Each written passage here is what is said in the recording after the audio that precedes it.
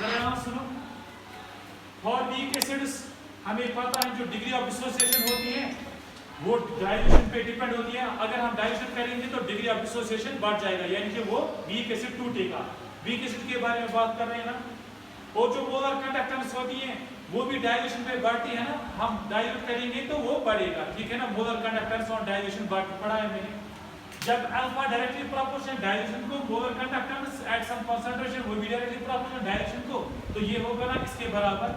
तो वही मैंने लिखा degree of dissociation directly proportional था molar conductance at some concentration, ठीक है ना। तो जब भी हमारे पास केमिस्ट्री में ये आता है डायरेक्टली प्रोपोर्शनल, इसको रिमूव किया जाता है किसी कांस्टेंट से, तो मैं लिखूंगा अल्फा इज इक्वल टू के molar conductance into some concentration, ठीक है ना। ये फैन बंद करो।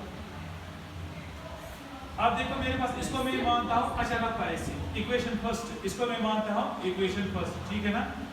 एट इनफिनिट डाइल्यूशन, जरा मुझे बताओ जब मैंने वीक एसिड को की इनफिनिट डाइल्यूशन की, जरा मुझे बताओ इनफिनिट डाइल्यूशन पे डिग्री ऑफ डिसोसिएशन कितना हो जाएगा?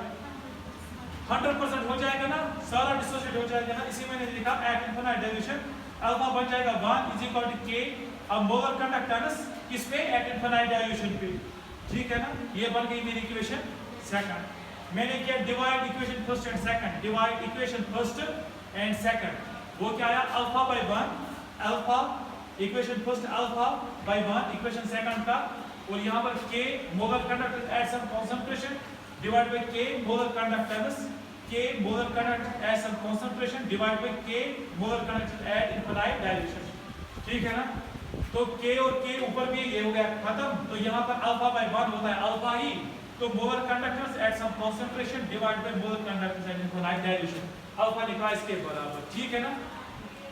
फॉर वीक एसिड्स, कोई वीक एसिड मैंने लिया Ha, ये जब डिसोसिएट होता है ये किस में हो जाएगा? H पॉजिटिव और A नेगेटिव में हो जाएगा ना।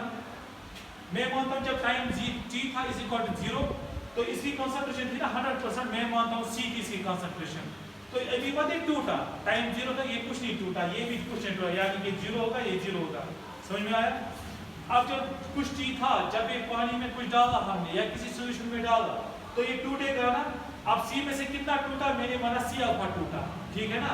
इनिशियली था ये C, अब C में से C अल्फा टूट गया, ठीक है ना। तो ये कितना बना? ये बना ना C अल्फा, तो ये भी कितना बना? C alpha. तो एट टाइम t इसकी H पॉजिटिव कंसंट्रेशन कितनी होगी? C अल्फा, और A नेगेटिव की कंसंट्रेशन कितनी होगी? C alpha. वही मैंने लिखा H पॉजिटिव की कंसंट्रेशन एट टाइम t होगी C अल्फा, वही यहाँ पर लिखा H positive concentration at time t होगी C अल्फा। ये हमारे पास आ गया फॉर्म आ गई इसकी, ठीक है, आया समझ में। अब जब हमें डिसोसिएशन कांस्टेंट, हम जिस तरह ये बेस का कांस्टेंट निकालते हैं, डिसोसिएशन कांस्टेंट ऑफ बेस निकालते हैं, इसी तरह डिसोसिएशन कांस्टेंट ऑफ एसिड भी निकालते हैं। वो किस तरह निकालते हैं? Concentration of products divide by concentration of reactants at some time. हमें पता है इसकी कंसंट्रेशन एट सम टाइम कितनी है? C alpha, product H positive की, और C क्या है? C alpha. वही मैंने लिखा product C alpha, C alpha, H positive के बदले C अल्फा, A नेगेटिव के बदले C alpha. At some time HA की कंसंट्रेशन कितनी रही? C minus C alpha, C minus C alpha, आया समझ में। अब देखो Ka किसके बराबर होगा? ये C alpha into C alpha क्या बन गया? C स्क्वायर अल्फा स्क्वायर बन गया ना, C square alpha square. Inzamam समझ में आ रहा है? ये फैजान सॉरी। अब ये C माइनस C अल्फा, अब यहाँ पर भी C है, यहाँ पर भी C है, C मैंने कॉमन निकाला, तो यहाँ पर क्या बन गया? 1 माइनस अल्फा, है ना। अब देखो स्क्वायर और C मैंने, यानी C स्क्वायर है ना, ये 2 C है। अब स्क्वायर का मतलब एक C मैंने कैंसिल किया नीचे वाले C के साथ, आया समझ में। तो यहाँ क्या बचा मेरा? Ka is equal to C एक बचा, C alpha square 1 minus alpha, ठीक है ना। फॉर वीक एसिड जो डिग्री ऑफ डिसोसिएशन वो कितनी होती है? बहुत कम होती है ना, तो मैंने लिखा अल्फा इज लेस देन 1, तो इसलिए क्या करेंगे हम? अल्फा डिनोमिनेटर में करेंगे, नेग्लेक्ट करेंगे, तो वहां क्या बचा? K is equal to C alpha square divide by 1, तो K बचा C अल्फा स्क्वायर बाय 1 होता है, K is equal to C alpha square for weak acid. आया समझ में? आता सारे कॉन्सेप्ट। अब मैंने एक न्यूमेरिकल इसी में बनाई, आसान वाली न्यूमेरिकल है।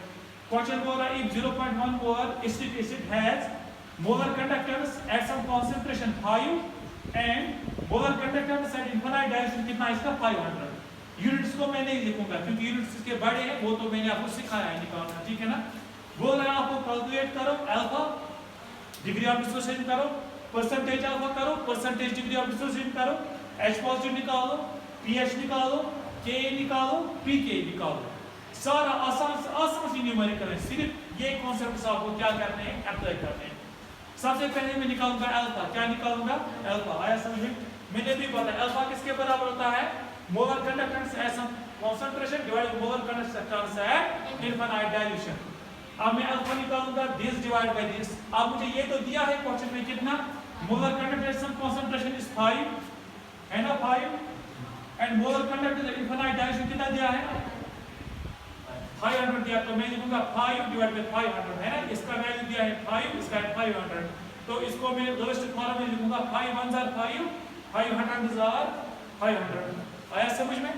तो ये क्या बचा 1/100। 1/100 कितना होता है? 0.01। तो अल्फा मेरा कितना निकला? 0.01। हो गया डिग्री ऑफ डिसोसिएशन निकली।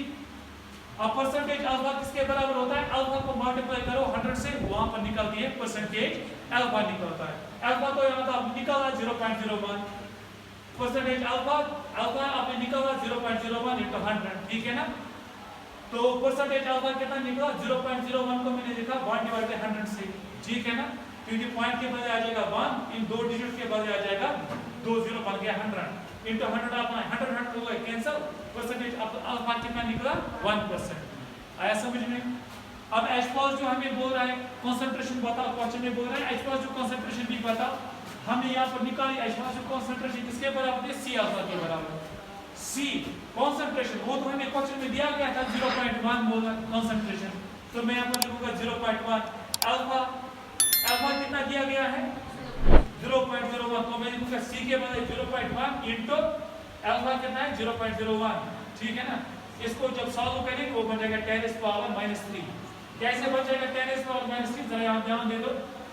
0.1 इसके बदले में लिखूंगा 1 डिवाइडेड बाय 10, कुछ फर्क मत है।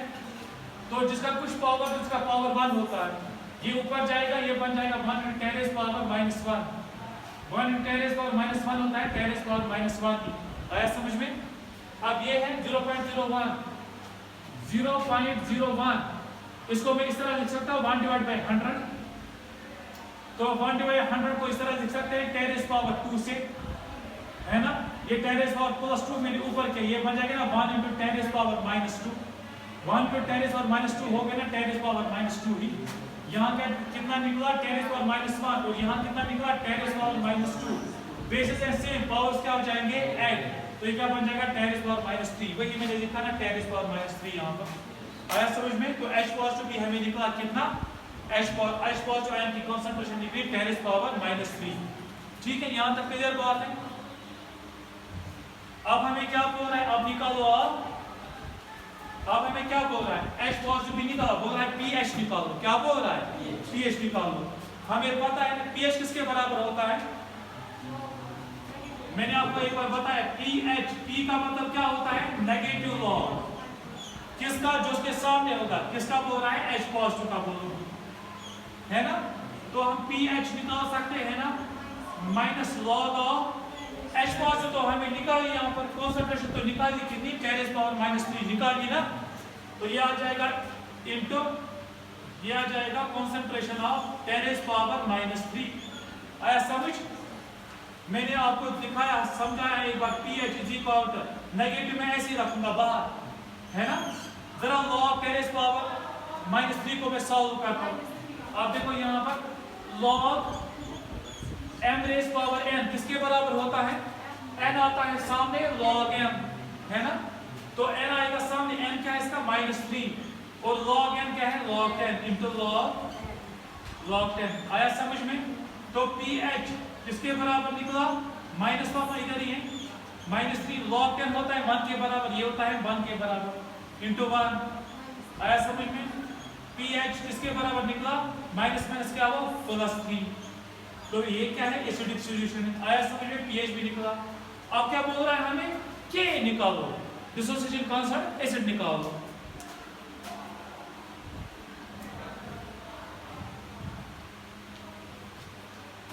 अभी मैंने पढ़ा है हमको डिसोसिएशन किसके बराबर कांस्टेंट किसके बराबर होता है? C⁴.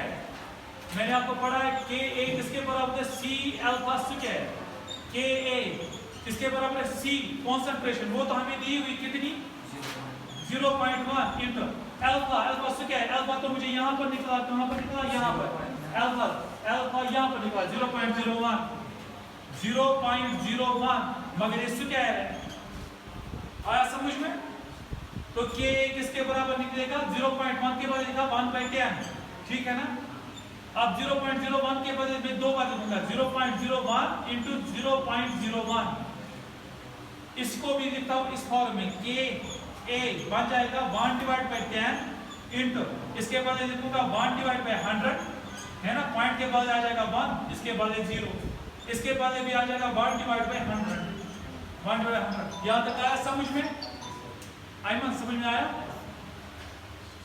बहुत आसान तरीके से समझा रहा हूं